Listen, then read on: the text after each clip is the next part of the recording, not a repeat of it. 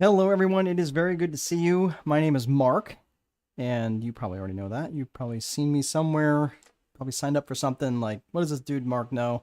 I don't know. I hope to show you a couple of things, at least tonight, around maybe growing your business. If you're looking to be strategic about growing your business and not just growing it willy-nilly, and not having it grow into something that metastasizes into something horrible, that would be ideal, right? So, very good to see you tonight. You are here for the strategic business growth multiplier, and go ahead and get that slide started. So, what I'd like to do is right out of the gate, if you could let me know who you are. Well, actually, I'll know who you are, but if you would like to let me know where you're from and what kind of business are you in. And if you only have just an idea for a business, that's okay. That's okay too. Just if you're in ideation, that's fine. Just kind of getting an idea for a business, just kind of looking for some ideas to get started as you head into 2026. Tomorrow, I have another class coming up called the Strategic Planning for Business Owners, and that one's almost halfway sold out. I'm actually surprised. Well, I'm not surprised because given the time of year, it's pretty typical for people to start strategic planning, but. So again, just let me know where you're from. Let's see, Kimberly, Philpott. Let's see here. You are from Edmonton with a health and wellness online business. Excellent, very good. Well, glad to have you join us here today, Kimberly. And then don't have anybody else saying anything just yet. Oh, here we go. Nay, you're from Western Australia, jewelry design. It's got to be really early there. Is it Nay? Yeah, that's got it. Western Australia. My goodness, was that Perth? I'm thinking that's Perth. Okay. I've been to Australia. It's been a minute since I've been there, so glad to have you both here. It looks like we've got people from all over the place, literally opposite ends of the globe. It's just kind of cool. Very good. All right, yeah. Okay, very good. I was thinking that way. All right, we're gonna get going. So again, for those of you who are just joining, we've got a lot to cover, and I want to get you guys out of here with a lot of stuff. That is actionable. And I know I get a lot of people who they'll come back and say, wow, that was really great. If you're just joining us, let me know where you're from and what kind of business idea that you have so I can make it relevant to you. So that way, if you've got questions or if you've got different things, as different things come up through the slides, that I can make it more relevant to you and your business. All right, so let's get to it. Couple quick things in terms of housekeeping. First and foremost, if you've got questions, put them in the comments. I will get back to them. I'm gonna kind of keep going, and there's natural breakpoints, and I'll check the comments section. I'll try to keep up with them. A couple questions I always get along the way is, will there be a replay? Yes, we will send that to you in your email. So if you signed up through Eventbrite, you will get this. This is also being broadcast to my YouTube page, but for the people who follow me there. But if you are interested, and you would like and you'd like to sign up for the class tomorrow, which is a strategic planning session, which is similar to this one here. This is actually foundational for the stuff we're going to talk about tomorrow. We're going to get a little bit more into the weeds on certain things tomorrow in terms of strategic planning. But if you are interested in that, go to Eventbrite and sign up there. Let's see, we've got again, is that Nay? Yes. Okay, very good. Thank you, Nay. And then Abina, oh hey, Frimpong, it's good to see you again. I think you're getting your frequent flyer miles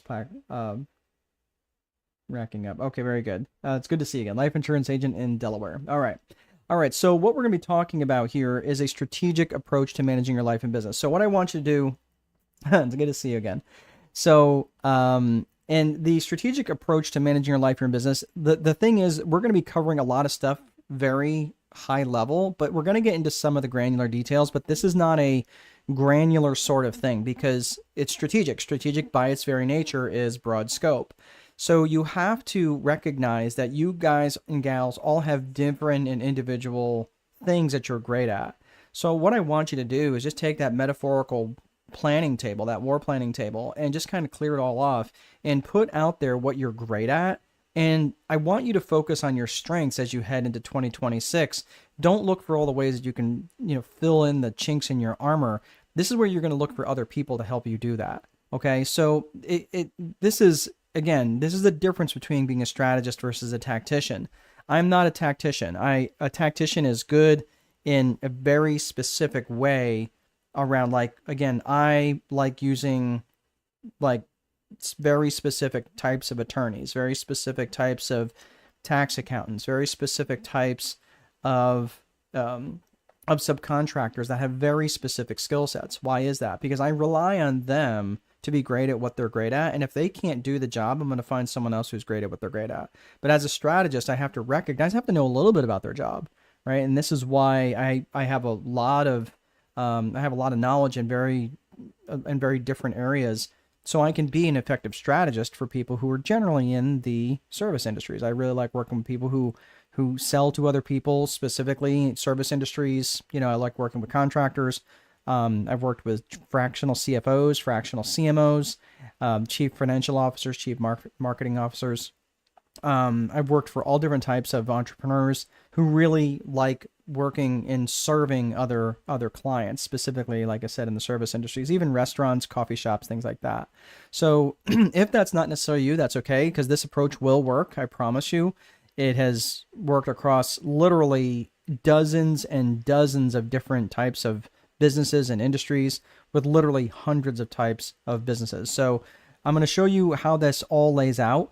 Specifically, who is this for? It's for established businesses or established business owners with employees. Now, if you are not that, right, or you're an entrepreneur and you don't have a business yet, that's okay. But knowing you're probably going to be bringing other people on board, whether that's employees, whether that's subcontractors, whatever that is, recognizing the need to bring in other people. This is not going to be super helpful. I'm not saying it's not going to be worth it, but I'm just letting you know it's not going to be for the solopreneur who wants to stay that way. If you're trying to grow or you're trying to scale, you can grow by yourself to a certain point. You cannot scale at all. Because again, the difference between growth is kind of linear, scaling is exponential. So there's a major difference between growth and scaling. And scaling is, when you bring others in to your business, it has an automatic scaling effect on your business because they bring other people into the organization with them by virtue of who they know, right? Like, you just think about it. Like, think about the people. Let's say that your neighbor is a 17-year-old young man and he gets his first job, right? Who's going to know about where he works? Well, his parents and likely everyone in his family. And they're, of course, they're going to learn about that business a little bit, right? That's why I'm saying, just by bringing, even though that 17-year-old and maybe he's told his friends, so now that business has increased its exposure by a dozen times just by virtue of bringing in the 17-year-old, right? Now imagine if they brought in someone who is not 17 years old, but 37 and has been in business for 20 years. And they've established themselves as someone who's trustworthy, someone who's a leader in their community. Do you think that person has an ability to scale the business even more just by virtue of who they know? Yeah, it makes sense, right? So this is why I want you to think about being strategic in terms of who you bring in to your organization. Because if you're not strategic about this, and if you're not even really thinking about it, you're going to have difficulty growing, and it will be very, very difficult, if not impossible, to scale. All right. So I just want you to think about that. All right. So for those of you who are just coming in, let me know where you're from and what kind of business that you're in. So, all right, so let's get to one quick thing, and I mention this on every webinar. I recognize that at the end of these sessions, almost everybody says, "Oh man, I took a bunch of notes. That was so great," which is humbling, and I certainly appreciate that. I mean, I give a lot of information, so it doesn't surprise me that people are taking lots of notes. But the one thing I want you to know is I want you to make the difference between seeking to understand versus seeking knowledge to actually take action on. So at the end of this, all right, what I want you to do is just write in right now that I commit to taking action on at least one thing. Just write down, just so I know that you guys are paying attention, just write down, I commit, right? That's all you need to say, right? It's I commit to taking action on one specific thing, at least one thing or two things. I'm not asking you to take action on 17 things, because that's not what we're looking for here. We're looking to take specific actions on here. So you're a quiet group tonight. No one's saying I commit, right? I'm waiting for you. I'm looking, right? But this is what I'm looking for. I'm looking for you guys to commit to taking action on at least one thing that we talk about tonight. All right. So that's what I'm looking for. And because at the end, I want to know what it is that you're going to take action on. And this is about how I can help hold you accountable a little bit. All right. So AB, you're good. All right. Thank you for committing. We got one commitment. All right. So what I'm going to say is at the end here, when we get to the end, and by the way, like I said, if you're coming in a little bit later, you are going to get the replay on this. All right. So let's get to it. Let's get to the agenda. All right. So tonight we're going to be talking about the systems that your business is going to need in order for you to grow and to scale. Then we're going to be talking about the psychology. So this approach that I call this it's basically the S&P approach, the systems and psychology. Both things are necessary. You've got to have systems and you've got to understand psychology, because if you are too heavy on one or the other, your business is still going to struggle. So systems and then psychology. And then we're going to be talking about the 4 core functions of business. We're going to talk about scaling the business. And then finally, we're going to be talking about different resources that will set you up for success. So again, when we're taking this business approach, again, this is the S&P approach. It's systems and psychology. And first and foremost, we're going to unpack the systems. So as we talk about systems, the systems are everything that I wrote about in this book that I published back in May. And this is called the Time Wealthy Advantage. I know there's quite a few people joining me from out of the US tonight. So if you would like a copy of this, the best bet for you is to go to Amazon and order it directly from Amazon. That's going to be your best bet, because they have a distribution system that I just can't even hope to replicate. That'll be your best bet to get your hands on the book if you're interested. If you are in the US and you would like a copy that I can sign and send to you, just go to strategicboardroom.com, and there is right on the very front page. It's like literally the first thing that pulls up. There's a little button right in the middle of the screen. You can just click that. But I'm not here to promote the book. I'm not here to push that. I just want to give it some context so you understand the Viper methodology. This Viper framework is really a framework for life. It's a life and business framework on how to set up a business and a life that's by design, that's what you want. Okay. So let's unpack that. The Viper framework stands for vision, infrastructure, process, execution, and reporting. So if you guys have seen me talk before, AB, I know you were in the last session. So this is going to be a little bit repetitive, but we're going to go a little bit more granular on a couple of different things. I know you were in the marketing magic one. We're not going to get super detailed in the infrastructure piece like we did on the last one, but there's certain pieces of this that I really feel are very important, especially if you're trying to grow your business strategically. So let's unpack this, starting with vision. Vision it's broken down into 2 parts. And vision stands for both personal vision and business vision. So it's broken out into personal vision and business vision. Personal vision is going to ask you a very basic question. Where do you want to go? Okay, Nay, where do you want to go? Kimberly, where do you want to go? Okay, AB, where do you want to go? That's really, really important, because when you start thinking about this, and I want you to think about okay, well, how does this have to do anything with my business at all? It has everything to do with your business, because if you were defining your life that had nothing to do with income generation, now you're not creating a life that exists to serve the business. I'm just letting you know, that sucks. When you create this life that exists to serve your business, that's because you created a business vision and never gave any thought to a personal vision, right? So really, I want you to define your personal vision up front, because all decisions are going to be run through that lens. Then you can start thinking about a business vision and saying, okay, cool. Now that we've defined what this ideal life from day to day, you wake up with $30 million or 30 million pounds or whatever your local currency is, whichever stands for a lot of money for you, 30 million euros. And you wake up, what would your day-to-day life look like if it wasn't defined by income generation? If you didn't have to worry about, okay, fine, you go out and buy all the bougie things, but what would your life look like, right? And that's where you start to think about your business vision, and that's how you're going to get there.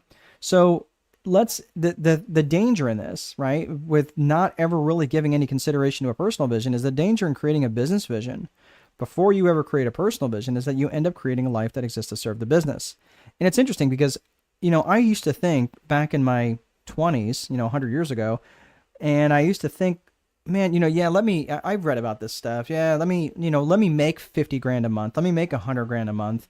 And then I'll worry about that, better life thing later. The problem was it never materialized that way. Not for me anyway. But the really more interesting thing is I have sat in masterminds, I've sat in in conferences with people who like legitimately, and this is not aggrandizing, but these were people who were legitimately netting 6 and 7 figures per month. And they were miserable because they were confusing achievement for fulfillment and they weren't ever there. So all I'm going to say, we're going to just spend another minute or two on the personal vision piece and then we'll get into the business vision piece, but just take the time to define that personal vision. So that personal vision, one of the ways I like to do that is to come up with a 100th birthday speech. And, who would you want to be there? And specifically, what would you say, right? And or you could think about what you would want others to say to you after you got done speaking, right? You're turning 100 years old. You're going to get up there and make this big speech. What would you want others to say to you after you're done speaking? And what would be the message that you would want them to carry outside the room to other people? Okay. Now, for some of you, you might be thinking, well, geez, I'm 25 years old. I can't think about being 100. That's so far removed from my reality. I'm 53. And this is, by the way, where you say, like, wow, you don't look anywhere near 53. You could put that in the comments. That's totally fine.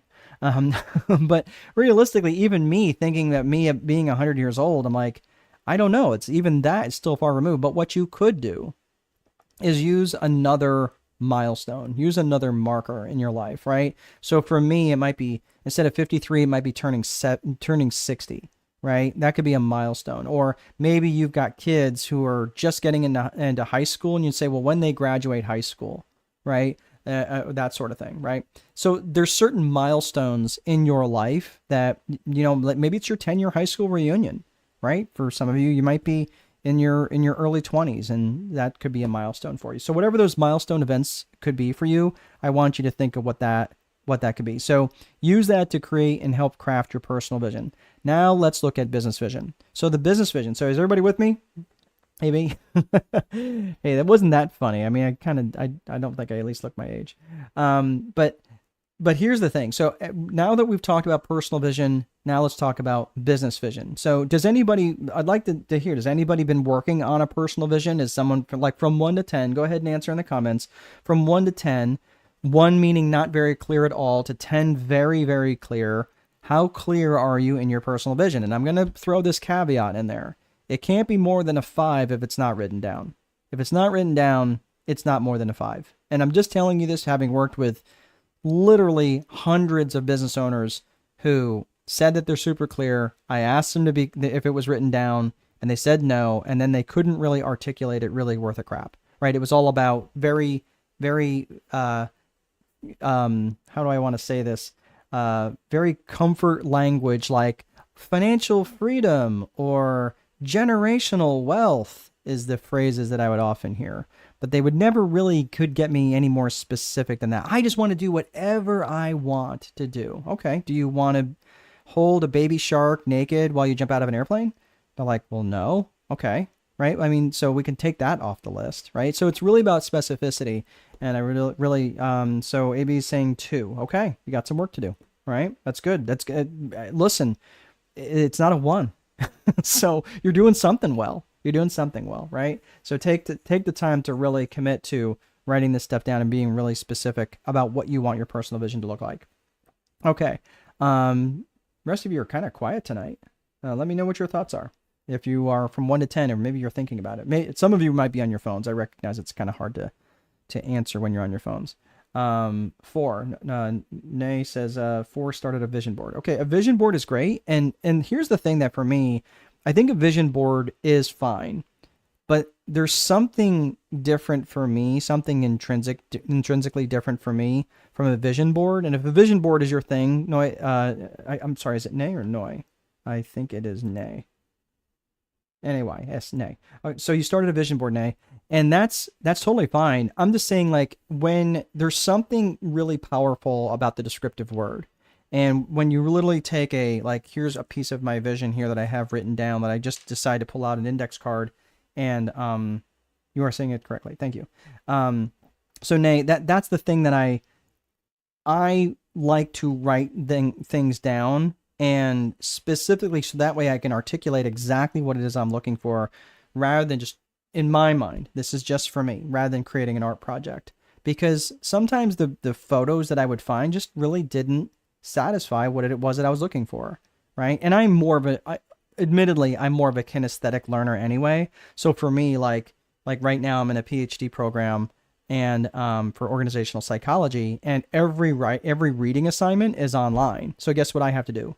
I have to print it all off. So my printer is like working overtime, and I have to, I have to print it. I have to underline. I've got little tabs on things. That's how I learn. So that's how it just, for me, it's just better for me to come up with those sort of things. You might be more visual, and if it is, that's totally fine. I just want to let other people know that there's other ways to do it. A vision board could be one way, but I personally like things to be written down. That's just my appropriate. That's just appropriate for me. So AB is saying, that's my problem. I don't write it down, so I forget from time to time. And that's the thing, is because our memories will get tricky, right? Like we say, like, oh, that's something that I wanted. Like, for example, one of the things that I started doing is I started keeping an achievement journal. And now, achievement journal was really, really helpful for me, because I felt like at the end of each year, I'm like, man, what did I actually accomplish?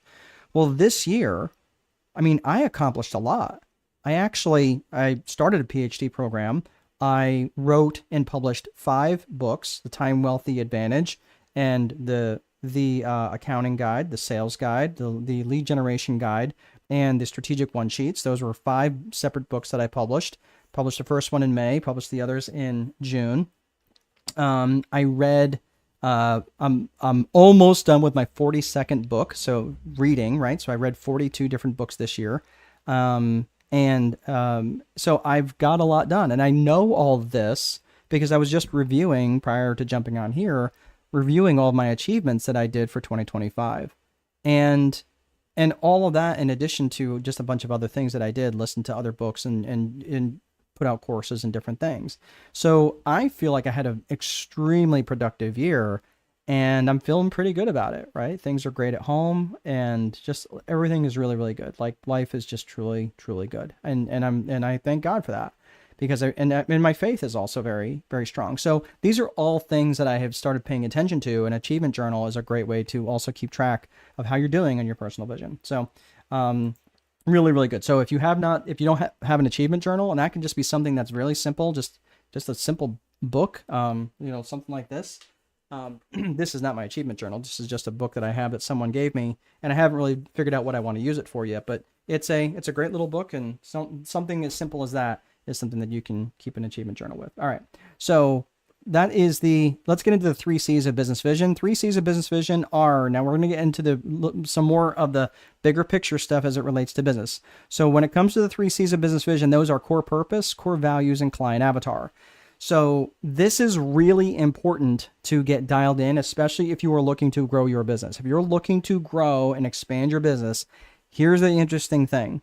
Whenever I get hired in as a strategist, or I get brought into an organization because they're having issues, or their revenues are declining, or their revenues are flat, or their profitability is having some struggles, they're not effective in their advertising, or they're having personnel issues, any sort of issues that I can see, I go back to these 3 things. And not every issue, not saying all of them, but many, many issues are coming from the fact that they are not clear on one or all of these things. Okay, so I'm just telling you, the more clear you can be in these 3 areas, it's going to make your business run that much smoother. So especially if you're looking to grow, and especially if you're looking to scale. So let's talk about this, starting with core purpose. Core purpose asks the question specifically, what business are you in specifically, and what problems do you solve? Again, specifically. So, like, for example, AB, you had mentioned that you're in insurance, right?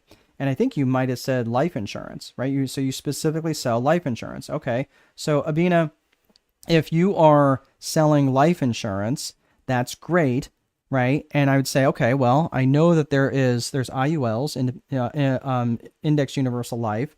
There's whole life policies. There's term life policies. There's variable universal life policies. Which of those do you represent? Maybe one, maybe all, right? But do you sell all of those equally across the board?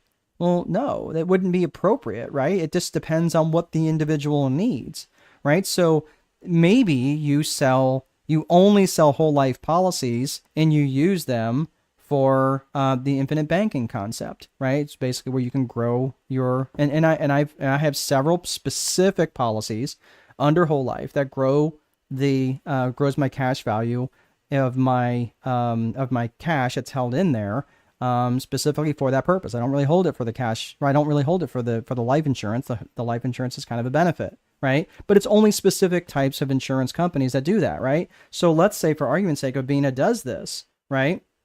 And now she knows her core purpose is really, really specific, right? What business are you in and what problems do you specifically solve? And it's important that you're really specific in your answers. If someone comes to Abina and says, "Hey, can you give me a quote for car insurance?"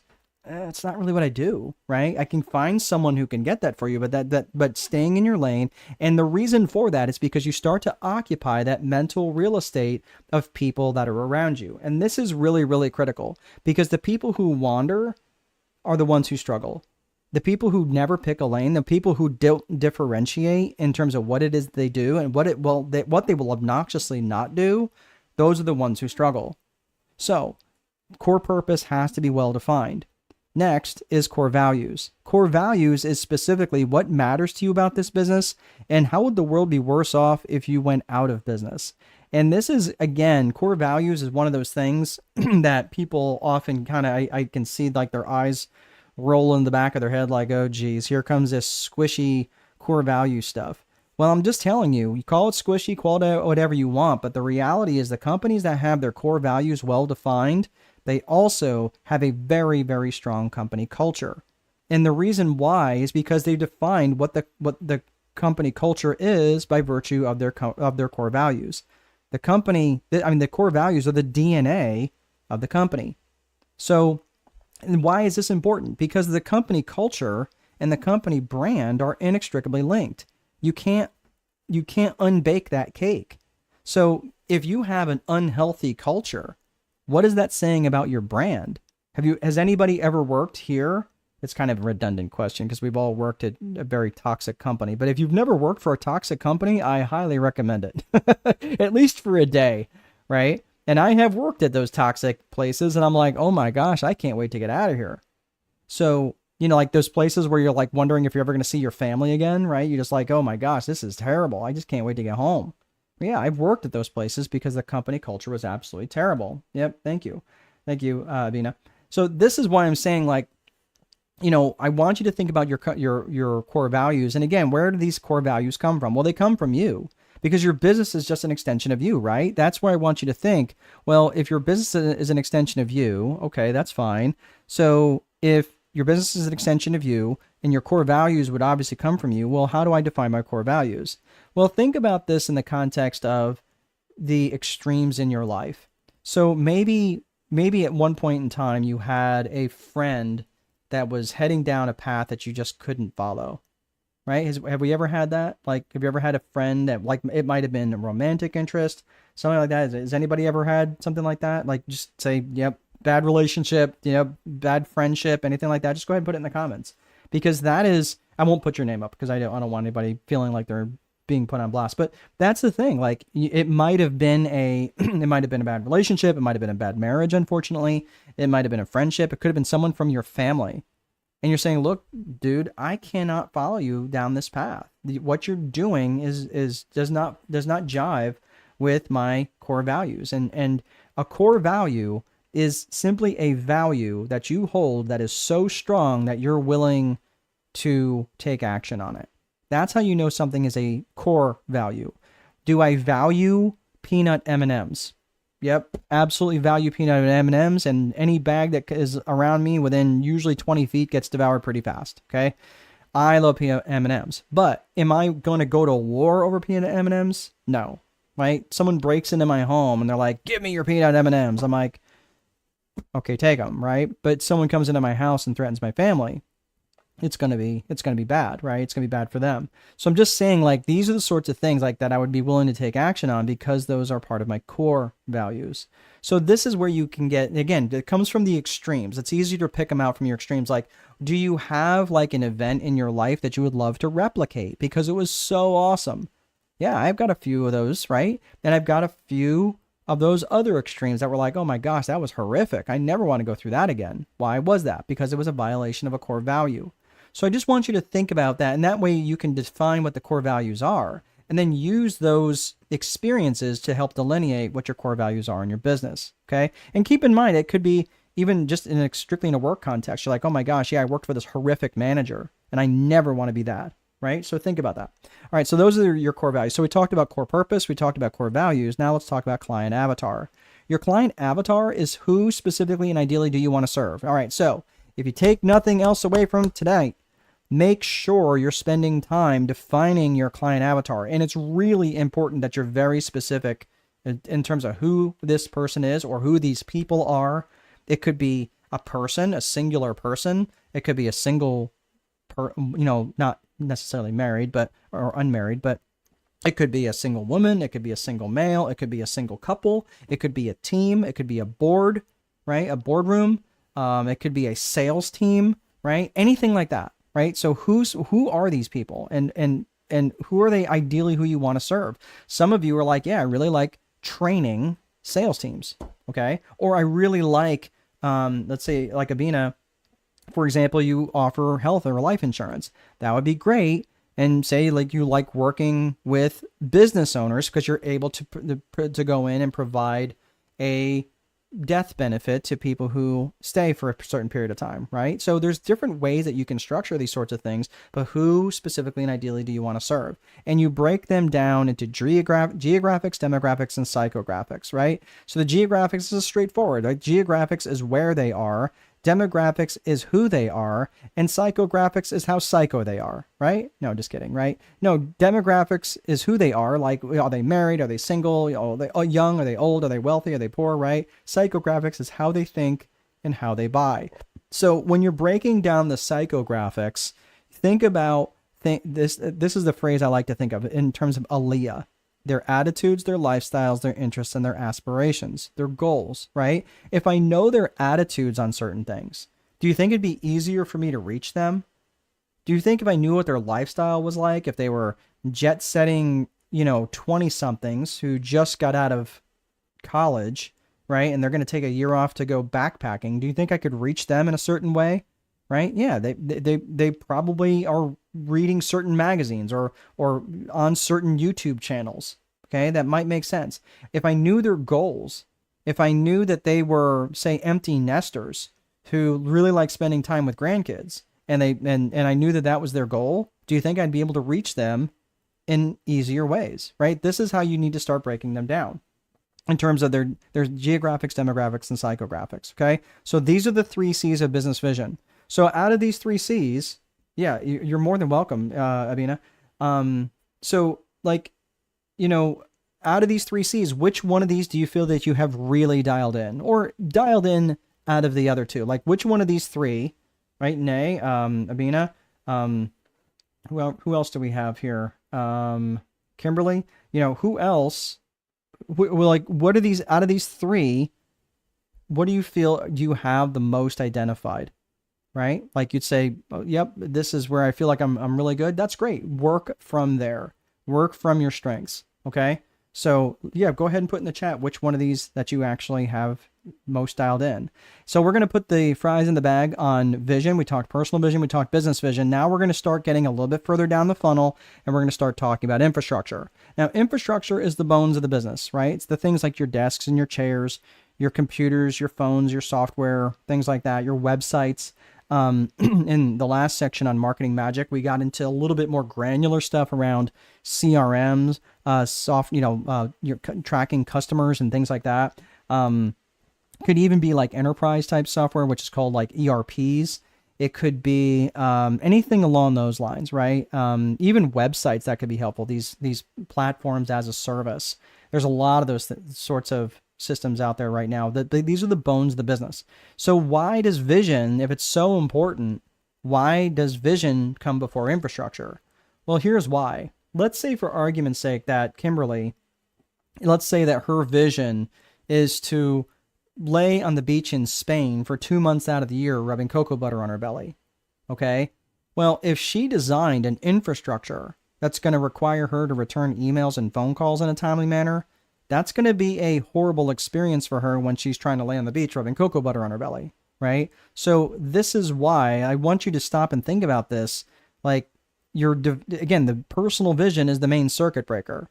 So you're going to be developing this infrastructure that's in alignment with that vision, right? So that's you want to create that infrastructure rather that's going to be in alignment with your vision for the future. So that's why that comes first. That's why vision comes before infrastructure. So now let's look at so we got into the Viper methodology. We talked about vision, we talked about infrastructure. Let's talk about process. Process is simply how you do stuff. And process comes in two forms. It's tactical and strategic. Let's look at the tactical first and foremost. So tactical is basically how you do stuff. It's your standard operating procedures, your checklist items. It's just your day-to-day stuff. Your opening procedures, your closing procedures, things like that. It's really not that complex.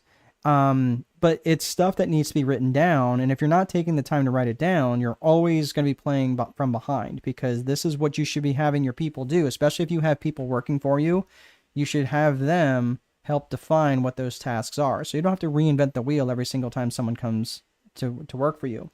So that is important. Next is the tactical, if you, let me make this quick point here. I just drew a box around infrastructure and tactical process, and that is the system. That's the systems component to the Viper framework. And why that is important is because next is going to be the strategic part, but this part here is like, think of that as like the battleship. Think of that as like the warship that you just built. Okay. Well, you want to take that ship out of the harbor, right? That's what strategic planning does. Because if you don't ever strategically plan, and you just leave that boat in the harbor, it's just going to get blown around by the economic winds of whatever comes along, right? It's just going to get smashed up against the dock, or it's going to get blown out to sea, never really heading in any strategic direction. That's why strategic planning is so important. So strategic planning takes in three components. It takes in people, purpose, and promotion. Now, this is not really, we're not going to get into the strategic planning side of this. That's actually a different webinar. But the people, purpose, and promotion, I'll just hit this really fast. You need to think of the different people that you need to have in your organization and outside your organization to affect your strategic plan. So you might need, obviously you might be looking at a different set of people that you're looking to attract. It could be a different market. It could be, again, a different avatar. It might be a different geography, right? So who are the people outside that you're looking to attract? And then inside, you might be thinking, well, who do I need to help me with this, right? I'm not much of a marketer. Maybe I need a marketing professional. I'm not much of a salesperson. Maybe I need some sales training, right? Whatever that is, you need to think about the different people that you need to have in the strategic planning process. Because again, if you're hoping to grow, if you're hoping to scale, you can do it way faster with help. Okay. Again, I get that there's an economic component to it. I'm just saying, if you can do this if you're planning on doing this, you can get much faster with help. So next is purpose. Purpose is, what are you doing? Like, what's the plan? Are you going to go east or north or south or west? Like, where are you going with this thing? Are you trying to gain market share, right? In the current market that you're in? Are you trying to go into a completely new market? Are you trying to launch a new product or service within your existing market, right? So there's all different ways to think about what the purpose is. And to keep in mind is that your strategic purpose has to be in alignment with what? It has to be in alignment with your core purpose. And where does core purpose come from? It comes from your 3 C's of business vision, right? You see how this is all starting to come back around? So your strategic planning, this is where you have to start thinking about this and go, okay, yeah, the strategic purpose that I'm thinking about here, yes, that has to be, that again, because it can't be confusing. It can't be like Starbucks selling chainsaws. It doesn't make sense, because the confused mind will always say no. So when you're trying to get into promotion, which is the next piece, the promotion piece is part of your advertising, part of your networking, part of your marketing. It's going to let people know that, hey, this is the thing that we're trying to do. It's kind of the firepower of the strategic plan. So when you're doing that promotion, yes, you're promoting externally to your new market, your new avatar, or your existing avatar, whoever you're promoting it to, but you're also promoting it internally, right? And that might be not necessarily just be to your employees, but it might also be to your suppliers. It might also be to your vendors, right? So you got to think about all the different pieces of promotion that you have to communicate this to, and you have to communicate to that to them often, right? So that is the strategic planning as it relates to process. So this is, again, that is the two components, both tactical and strategic, as it relates to process. So we talked about vision, we talked about infrastructure, talked about process. Now let's talk about execution. Execution has to have its own component. Why do you think that is? Why do you think that execution has to have, go ahead, right in there. I'm going to go ahead and say it, but why do you think execution has to have its own component? I'm going to go ahead and do this quote here, but why do you think, type in the comments, why you think execution has to have its own component away from everything else, okay? But here's the thing, a good plan, violently executed now, is better than the perfect plan executed next week, right? General George S. Patton, World War II general and tank commander, he did all sorts of other things. I think he was a tank commander, but he basically was a general from in World War II, and he recognized that good plans will fall apart if you're waiting for the great plan. So this is the problem, is that the most plans will fall apart in execution. So if you were going to type that, you would have been right. Most plans fall apart in execution, and it's usually from having too many priorities. And having too many priorities has the same impact as having none. So how many of you can relate to that? How many of you have that list of 37? You guys are a quiet bunch tonight. How many of you have that list of 37 or 72 to-do items on your to-do list, right? That you're going to get done today, right? That, oh, yep, this is the thing I'm going to get done today. I got 37 items. I'm going to get them all done today, right? Again, I do the same thing, but I will also recognize that I'm massively ineffective when I do that. And when I do, it's because I'm not boiling them down into what I call a daily 5. Now, the daily 5 is up to 5 highly specific actions that you can take, which will move the needle towards your vision. Up to 5 highly specific actions that you can take, which will move the needle towards your vision. So I just want you to think about that. Now, for me, being a yes with distractions. Yeah, exactly. Like, this is the thing. It is distractions become this big problem. But when you can boil it down to 5, and I say up to 5, now for me, the magic number is 3. This right here is part of my daily 3. Like this session, it's letting people know what it is that I do. It's demonstrating competence. It's letting people know that that I've got some authority in an area around business and life and business strategy, right? So this is for me, this is important. So I knew I needed to make sure that I was rested well and showed up on time and all the things. And the other things that were the distractions, they didn't get done today. You know why? Because they weren't as important. They weren't as important as this. So that's why I'm saying, like, when you have all of these various things to do, by the time you get to the end of the day, if you're just spent wandering and not looking at the most important things that have to get done every single day, I'm just telling you, you're going to struggle, right? And this is how, by the way, I got 5 books published this year. This is how I'm able to effectively be in a PhD program and have a 3-year-old daughter with my bride, right? And effectively be a parent and all of those things that are important to me, right? So it's about priority, and you can't have 57 priorities. It has to be, you have to boil them down to more specific things. So that is the daily 5. The last piece in the Viper methodology is reporting. And reporting is just letting you know what happened, right? And I break them down in between lead metrics and lag metrics. And this is pretty straightforward. Lead metrics are just your actions and activities. Your lag metrics are the results of those actions and activities. So did I have any control over who showed up today? I had no control who signed up. I had no control who showed up. And I certainly don't have any control who stays. All I can control is my actions and activities. So I need to make it right? Like I need to make sure that I market the event so people show up.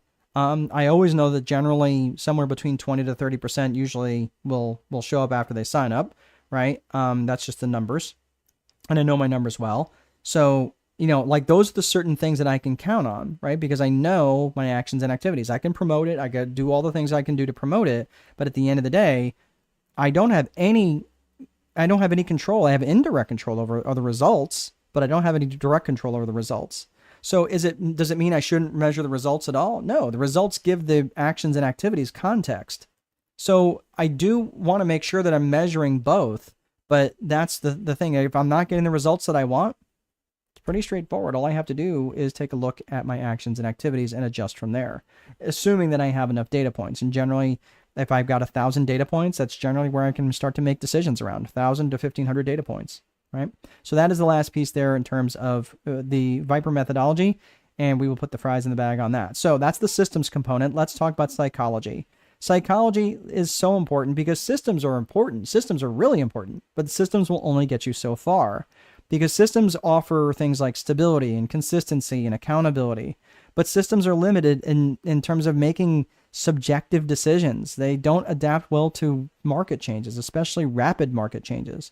Coming up with creative solutions is not what systems are generally designed for, and they're really not great for establishing and maintaining human connections. Connections maybe, but not human connections. Not the picking up the phone and calling someone specifically, or truly giving some concern and connecting with people at a deep level.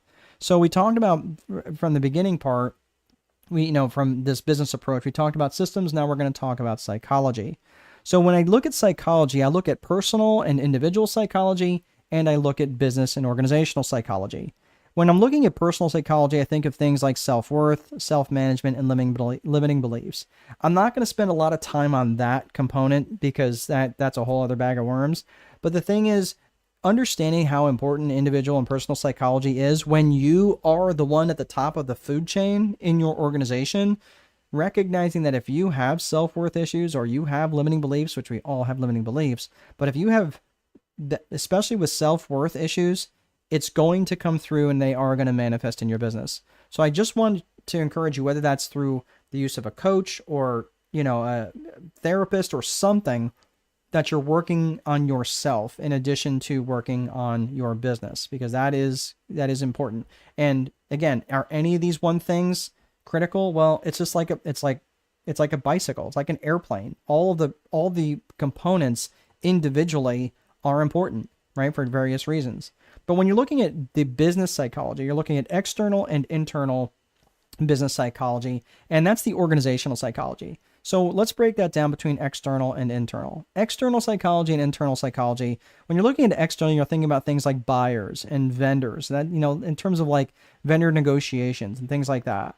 Even, understanding, like I said, buying psychology, understanding the negotiations, and even politics. Politics comes into play when you're looking and talking about business psychology from an external perspective. Internally, you're looking at things like management and things like leadership. And leadership is what I'm going to be focusing on, because leadership is probably one of the best ways that all of that stuff comes together if you've got good leadership. The way that I look at leadership, and it's interesting because in organizational psychology, it all comes back to leadership. And I've read a lot, and I'm sure I'm going to be reading a lot more about different aspects of leadership, which is interesting, but it all comes back to these three pillars that if you don't have these three pillars and all three of these pillars, you will not be effective as a leader, and you might not even know why. But here's the three pillars. They are trust, vision, and communication. And every leader, and every time I see like this list of leadership traits, or I see this leadership theory model, and I look at that and I'm like, okay, is there a hole that can be punched into any of these three? Is there a fourth one? Can it be boiled down to two, right? Whatever. It keeps coming back to these three. It's trust, vision, and communication. If people don't trust you, they will not follow you. They will follow you because they have to. That's it. You are, as John Maxwell called that was a very positional leader. It's the lowest level of leadership. And if people don't trust you, it's only because they're following you because they have to. And that's it. And that is, you're never going to get people to do anything more than just show up and give the bare minimum effort. And that's what it is, right? That's the trust part of that. So you might have a compelling vision, right? Really know where the organization is going and where you want to lead them, and you might be an excellent communicator. But if they don't trust you, you're going to be ineffective as a leader. Maybe they have your trust. Maybe you've earned their trust, and you are an excellent orator. You can communicate well, and you do it often. But if you don't have a real vision in terms of where you're taking them, they're not going to follow you anywhere. They're going to wonder why they're there. What's the mission? What are we trying to do here? Again, you're not going to be as effective as a leader as you could be. And that last piece, let's say you've got their trust. Let's say you've got a really compelling vision, but you're a horrible communicator, right? You use foul language and that doesn't really resonate with the people that you're leading. Maybe you are, maybe you scream at people. Maybe you type in all caps, on everything that you send out. Maybe you just don't communicate often enough and you're a lousy communicator. Again, you're not going to be effective as a leader as you could be. I've run this through many, many different scenarios, and it keeps coming back to these three: and trust, vision, and communication. I do a whole leadership thing around this. I'm going to have to put that to bed. But here's the thing. Does leadership really even matter that much? Well, I'm writing my next book called The Time Wealthy Leader Boss, and the Leader Boss is based on these two premises here around caring versus candor. And if you have ever tried to lead people and you're like, oh man, I'm just too nice. I really need to be more of a jerk, right? That is because you're too caring and you don't have enough candor. You're not telling them the truth. So it's almost like caring versus kindness, right? But when you're too caring, people will like you, right? But they will walk all over you because you don't have enough caring. You're not bringing enough candor to the conversation. However, if you bring too much candor and not enough caring, people are like, yeah, all they care about is making money. They don't care about me, right? You're going to hear things like that. And that is when people feel like you're a tyrant and they will give you only the effort that they want to and not one bit more. There's no extra discretionary effort being given, right? They will show up on time. They'll leave on time. Don't ask them to do one thing more. Never ask them to work on a Saturday, right? Never ask them to work a little bit late to get something done, right? Or call them at home, on a weekday, right? If you had a question about something, right? So you've got to have equal parts of caring versus candor. And that's going to be the main premise in my next book. But it is absolutely appropriate to have equal parts of this. And these level 5 leader companies, this was something that was a level 5 leader as defined by Jim Collins. And John Maxwell has also talked about a level 5 leader. It's slightly different definitions, but they use the same phrase of level 5 leader. It basically means a highly effective leader, one that have excellent leadership traits that really put the organization and the mission in front of their needs. So that's basically what a level 5 leader is. And these level 5 leader companies that was identified by John Maxwell in books like Good to Great, Great by Choice, Built to Last. These level 5 leader companies, they were significantly more profitable. They grew much faster, and they had a stronger company culture. And guess what? They had defined core values. Their core values were very well defined. Everybody knew what they were, and they were held accountable to those core values. So these are the important things that I want you to start to think about, is about how important leadership is. And this is just a quick example. These are 4 companies: Amgen, Intel, Microsoft, and Southwest. And you can look and see how fast they grew in just 30 years, right? Amgen, 24 times more than the overall stock market. That's crazy growth. Look at Southwest Airlines, 63 times of the overall market. That's crazy kind of growth, and that's because they had outstanding leadership.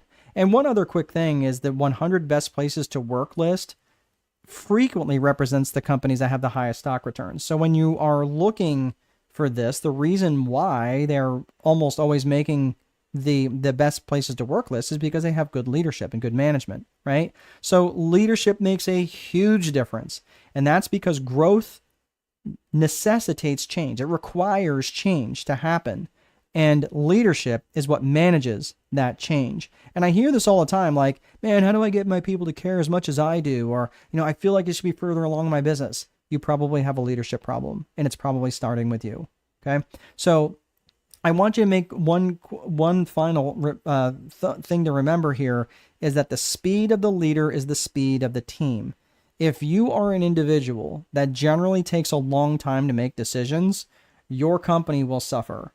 And the reason for that is the team cannot go faster than the leader. It won't work. It doesn't happen. So I want you to think about that. You might have to get a little bit more comfortable making decisions faster than you currently are. Because if you take forever to make decisions, or someone brings something to you and you're thinking about it, but you're not really taking action on it, that can be very, very frustrating for people who work for you. Okay. So just think about that. All right. So that is the business approach. We talked about systems and we talked about psychology. So that is the first two pieces of the agenda here, systems, psychology. Now let's talk about the 4 core functions of business. And these are true for every business. There's no getting around it. And those 4 core functions are lead generation, sales, operations, and accounting. And your client's journey through your company happens in that order. So don't forget that, is that when they're coming through your organization, they're coming through your organization because they've experienced your lead generation in some way. They might have experienced, let me know in the comments, what kind of lead generation things are you doing? Are you doing advertising? Are you doing networking, right? What's your primary? What kind of primary things are you doing for your marketing? Are you doing networking? Are you doing advertising? Are you doing social media direct response type posts where you say, hey, here's my thing. If you're interested, do this thing, right? Click here, comment here, send me a DM, something. That's called direct response. Do you rely more on SEO, right? Which is more what's basically called inbound traffic, right? You're looking for inbound type marketing where people go and search you on Google and then they're like, okay, cool. This person sells this type of insurance in Delaware. Cool. Like that's what I'm looking for, right? Let me know, like what kind of lead generation are you doing? Go ahead and type it in the comments. Having difficult with that one. Okay. Well, and that's okay. I mean, like, again, this is the sort of thing that you can't fix something that you're not aware of that is broken. And you taking the time and recognizing, like, again, now, recognizing that you have an issue is the first step to actually fixing that issue. But if you've got lead generation dialed in and people are coming to you, now you've got a sales issue, right? These people are now in the sale. They're now in your atmosphere. They're like, hey, I've raised my hand. I'm kind of interested in what it is that you have. Let's talk about it. So now you can start to talk about the sales side of things. And the sales conversation is just closing that loop that lets people know, like, okay, you're a serious buyer, right? Then once it's closed, then it goes into the operation and fulfillment function. That operations and fulfillment function, then it is what it does, the thing, whatever the thing is, right? Whatever you might be a website maker or a roofer or, a candlestick maker or whatever it is, right? And then finally is the accounting function, which is where it collects the money and does all of the financial stuff, like with the balance sheet and income statement and so forth. So this is where I want you to think about the 4 core functions have to be true in every single business. All right, so let's talk about scaling and having some controlled growth, and growth that's not going to metastasize into something terrible. So lead generation is about targeting that client avatar. Now, where have you heard client avatar before? Where have you heard client avatar before? Take a sip here. You've heard client avatar in business vision, right? The 3 C's of business vision: core purpose, core values, client avatar. When you get the replay, or if you want to go back to YouTube, you'll see that in your business vision. That's exactly right, Abina. So this is where I'm saying, like, you start targeting your client avatar that you defined back in your business vision. So if you don't have a well-defined client avatar, if you're just like, well, anybody who needs insurance, anybody who needs to buy real estate, anybody who needs to buy a car, that's going to be tricky, right? But if you can get it dialed in to who you want to work for specifically, it's going to be a lot easier to direct your marketing towards them. You can have a conversation with anyone. You just can't have a conversation with everyone. It's kind of difficult. So think about that. So when you have a client avatar well defined, you know exactly who you want to work with, and it's much easier for you to direct your marketing to. Plus, it's clients that'll bring the most amount of money with the least amount of drama. And these are the people who will love you. These are the people who refer to you. These are people who will send you other friends and family and things like that. So again, what I want to do is I'm going to give you these 15 reasons why people buy. And I'm going to go ahead and take myself out of the frame here for just a second. But these 15 reasons why people buy, what I want you to do is take a screenshot with these 15 reasons. And assuming that you have your client avatar already defined, if you have not defined your client avatar, you can't do this exercise yet. But if you've got your client avatar well defined and you know exactly who they are, geographically, demographically, psychographically, you can picture them in your mind. Maybe you have a couple clients that were already like that, right? You probably know someone like that on your list. And this is where you can start to farm them for some information, not to sell to them, but to start to farm them for information about how you can reach other people. And these are the reasons why they're going to want to buy from you. People are going to want to buy because they want to make money. They want to save money, save time, avoid effort, escape pain. It might be emotional pain. It could be physical pain. It could be spiritual pain, right? They want more comfort in their life. They want better health. And sometimes better health comes in the form of less stress. They want to feel more love. They want to gain praise. They want to increase their status among the people in their tribe. They will buy for truth. And they will buy for truth, especially if they have felt lied to in the past. They will buy for growth. They will buy for, and that could be growth in their knowledge, growth in their faith, growth in their muscles, right? Whatever. It could be for, they'll buy for novelty just because something is new. Some of you out there have to have the latest iPhone just because it's new. I respect that. That's not me. I have a normal phone. I don't have an iPhone. But in more control, they'll buy for more control, more perceived control, and they will buy to be in contribution to others. So these are all the reasons why people will buy. So how does this relate to you and the price of tomatoes is that when you are coming up with this list and you've written this list down, what I want you to do is I want you to take this list and I want you to think of all the ways directly and indirectly, that you help people save money or make money. Start with make money. I want you to think of all the ways that people, directly or indirectly, your product or service helps them make money, directly or indirectly. And then I want you to do that with saving money. How do you, in your product or service, help them save money directly or indirectly? How does your product or service directly or indirectly help them save time, avoid effort, right? Making things easy, right? Escaping pain. I want you to do that for all 15 of these. And you're going to come up with some kooky, crazy answers, and that's okay. But you're going to come up with some real zingers. And the reason why, this was such an important exercise for me is because when I stopped and I got really into thinking well, what do I do here in Strategic Boardroom? What do I do as a strategist? I'm really about time, teaching people to be time wealthy, have control over their calendars. That's true.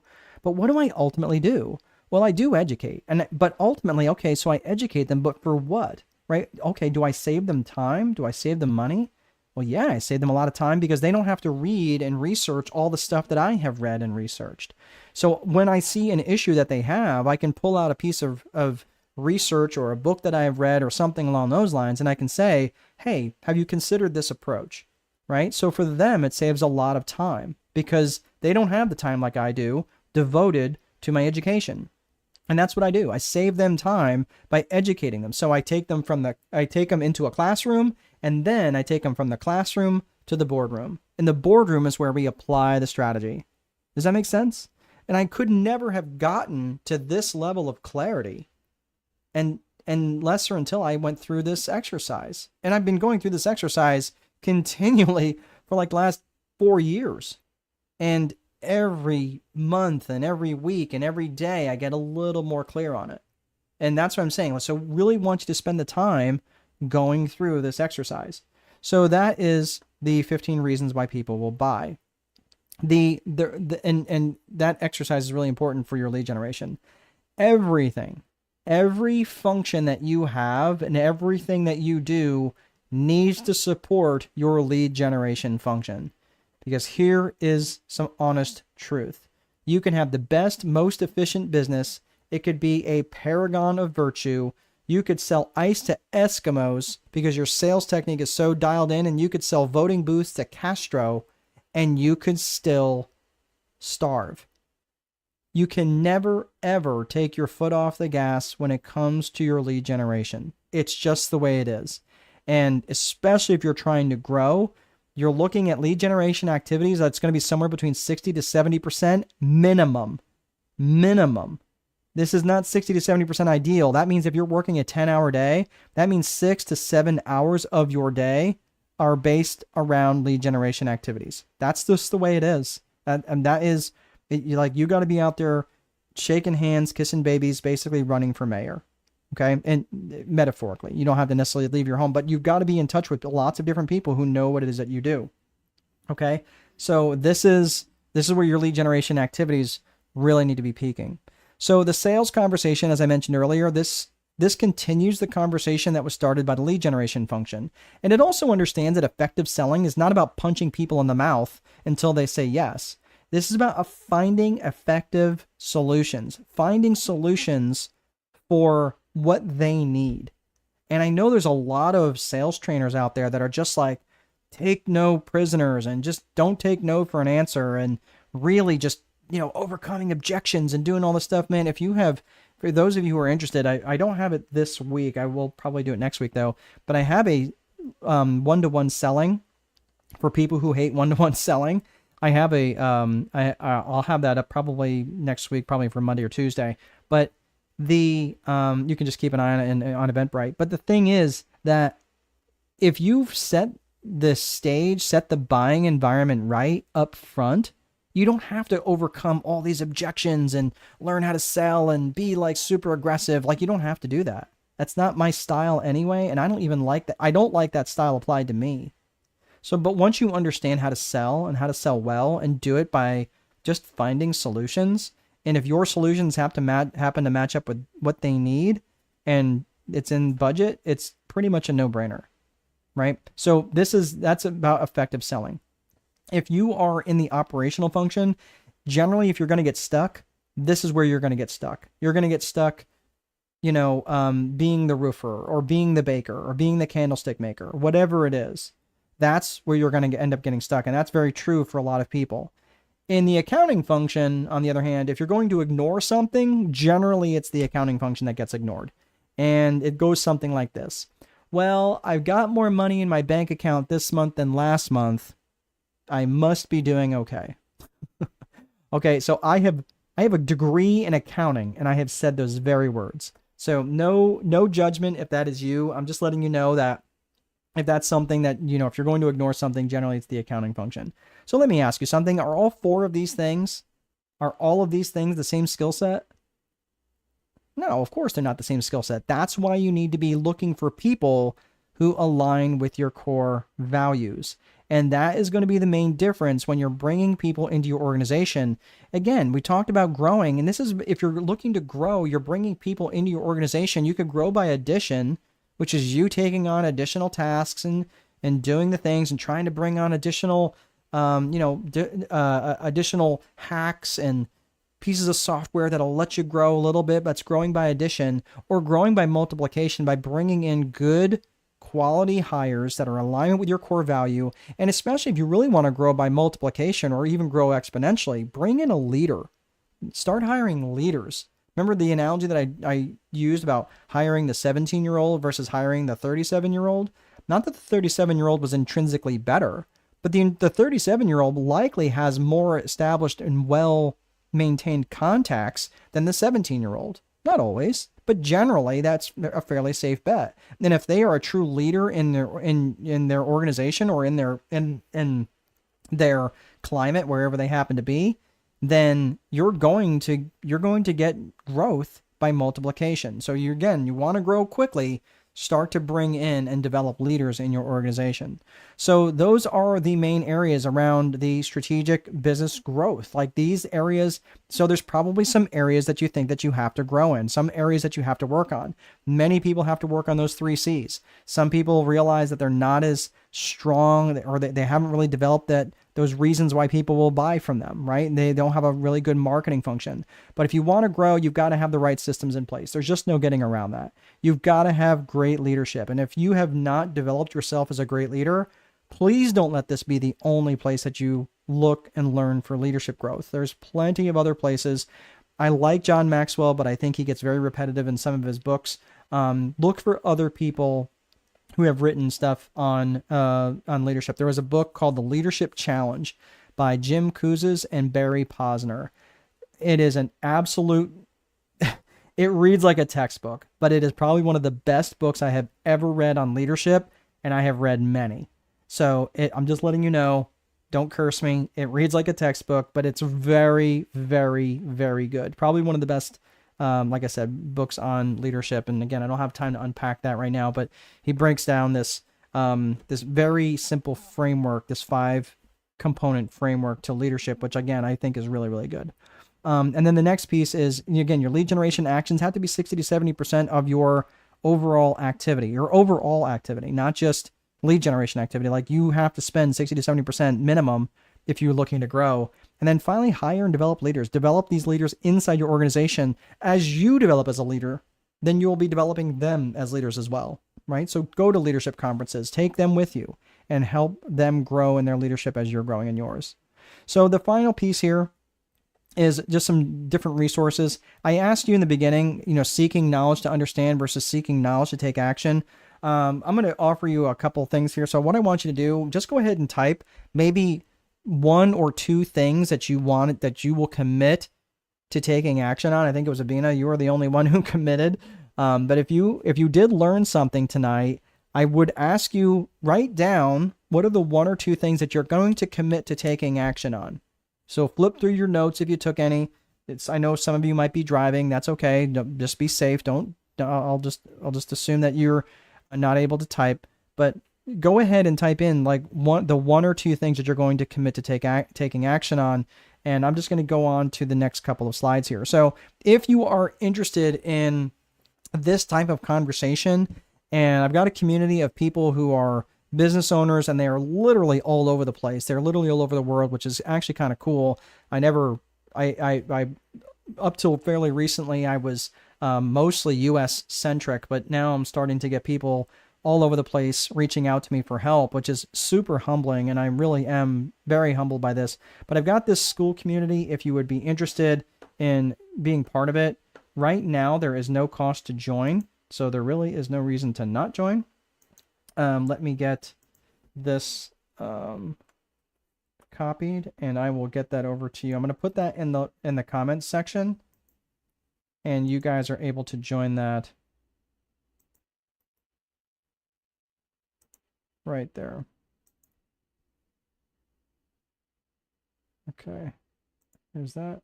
So just go ahead and click on that link if you'd like to join that. And like I said, there's not going to be any fee. All right. So Abina, you had said the 3 C's of business. Yeah, that is a foundational one. I mean, really taking the time and start with whichever one you think, like, don't necessarily start at the weakest one. If maybe start at the one that's the best and start to work on that a little bit, and you'll start to get your core purpose and or your core values or your client avatar. You'll start to figure the other ones out a little bit more as you spend those time, or as you spend the time, but have the awareness of like, okay, I feel like this is the one that I'm best at. If anything's ranking from a 1 to a 10, if anything's ranking a 7 or below, that's probably the one that's, like you probably need some work on. But I would rank them 1 to 10, all of them, and work on the one that is probably the best, just to give you a little bit of traction to start working on the others that maybe you're weak at. Maybe you've got others that are just a 2 or 3. Okay. So that would be where I would suggest starting out. Well, thank you everybody for sticking around. This has been a lot of fun. This is, again, one of my more favorite things to teach is the Strategic Business Growth Multiplier.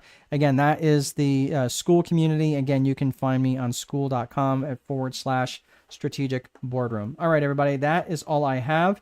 Thank you so very much for sticking around. I will see you next time, and I'll see you in the boardroom.